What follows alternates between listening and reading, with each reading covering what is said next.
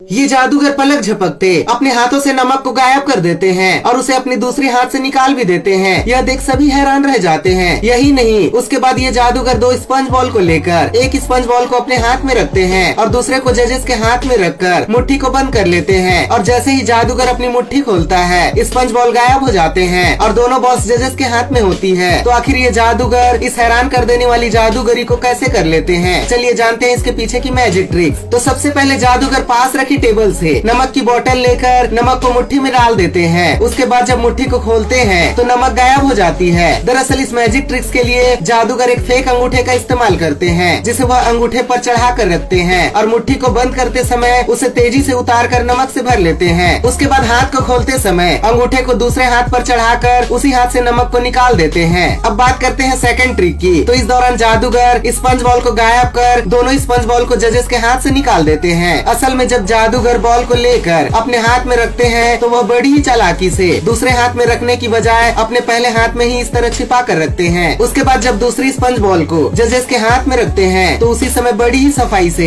एक की बजाय दोनों बॉल्स को जजेस के हाथ में रख देते हैं, क्योंकि दूसरे बॉल को टेबल से उठाते समय पहले वाली बॉल ऑलरेडी उनके हाथ में ही होती है और हमें लगता है जादूगर बॉल को गायब कर जजेस के हाथ से निकाल रहे हो।